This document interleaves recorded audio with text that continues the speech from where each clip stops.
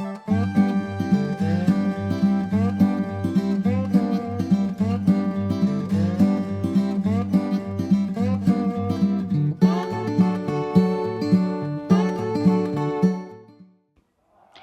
માતાજી, હું છું વનિતાબેન ગોંડલિયા રાજકોટથી. મારી યુટ્યુબ ચેનલ વનીની વાનગીમાં તમારું સ્વાગત કરું છું. તો આજે આપણે બનાવશું મેગી ભાત.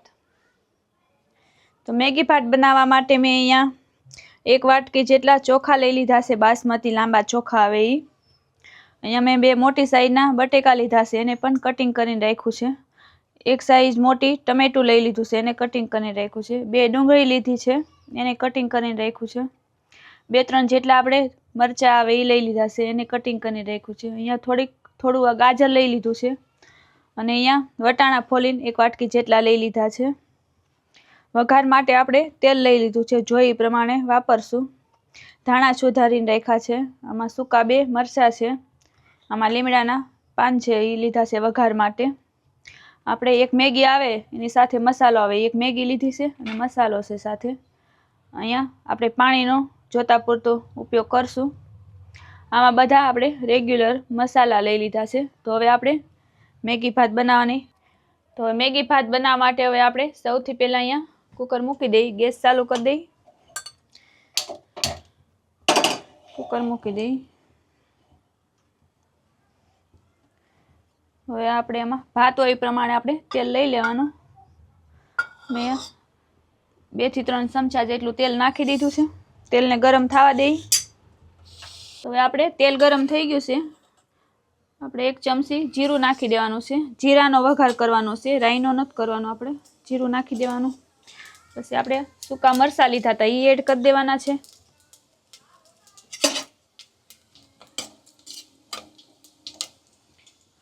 હવે આપણે લીમડો નાખી દેવાનો છે. હવે આપણે અડધી ચમચી જેટલી હિંગ નાખી દેવાની છે. હવે આપણે આ ડુંગળી લીધી હતી એ એડ કરી દેવાની.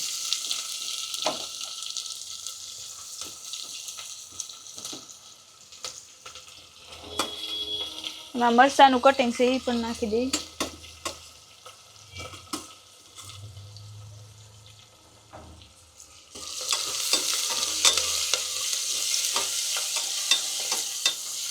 આવી રીતના મિક્સ કરી લેવાનું.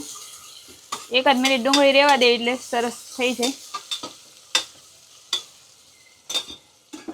હવે એમાં આપણે આ બટેકા લીધા છે એ નાખી દેવાનું. આ વેજીટેબલ આપણે લીધું હતું એ બધી એડ કરી દેવાનું વારા પછી વારા.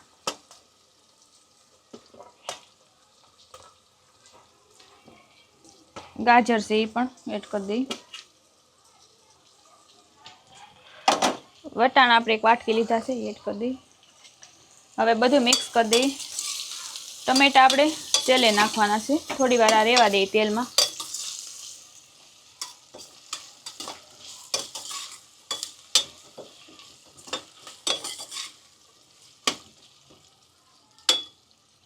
હવે આપણે આમાં ટમેટા નાખી દેવાના છે.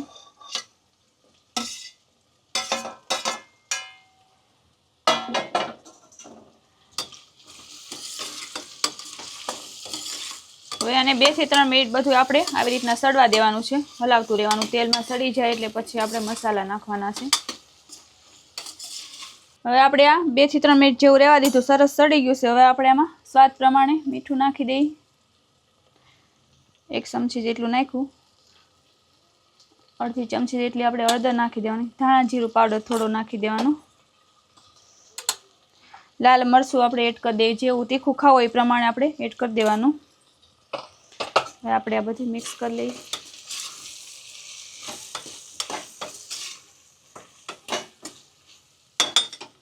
હવે આપણે આ મેગી છે એને આવી રીતના કટિંગ કરીને નાખી દેવાની છે.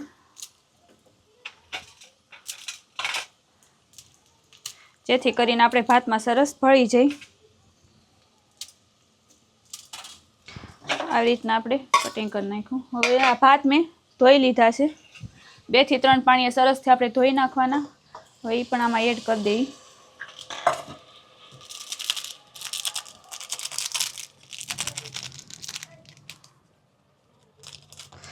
મેગી મસાલો છે એ પણ એડ કરી દઈએ.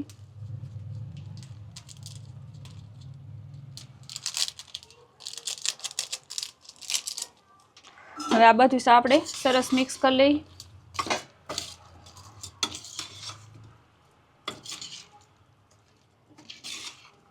આવી રીતના સરસ મિક્સ કરી લેવાનું. હવે આપણે આમાં પાણી એડ કરી દેવાનું છે.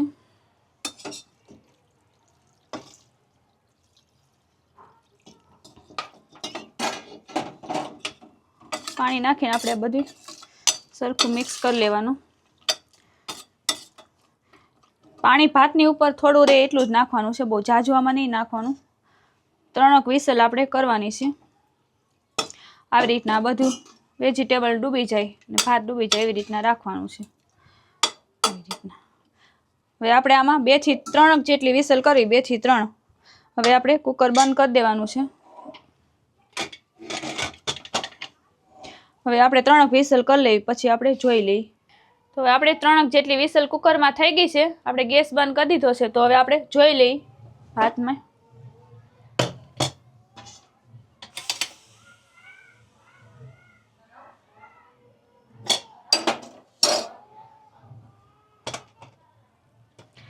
તો આપણે મેગી ભાત સરસ થઈ ગયા છે. સરસ સડી ગયા છે મેગી ભાત. અને જોતા જ તે મોઢામાં પાણી આવી જાય એવા સરસ થઈ ગયા છે. મારા તો મેગી ભાત ફેવરિટ છે. તમને ભાવે કે નહીં કમેન્ટમાં કહેજો. હવે આપણે એક ડીશમાં સર્વ કરી લઈએ.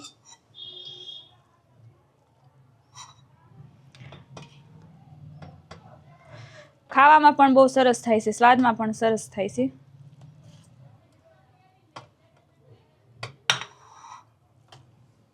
તો આપણે અહીંયા મેગી ભાત તૈયાર છે. એક ડીશમાં સર્વ કરી લીધા છે. તો મારી આ રેસીપી તમને ગમી હોય તો કમેન્ટમાં જણાવજો ને તમે જરૂર એકવાર ટ્રાય કરજો. નાનાથી મોટાને માંડીને બધાને ભાવશે.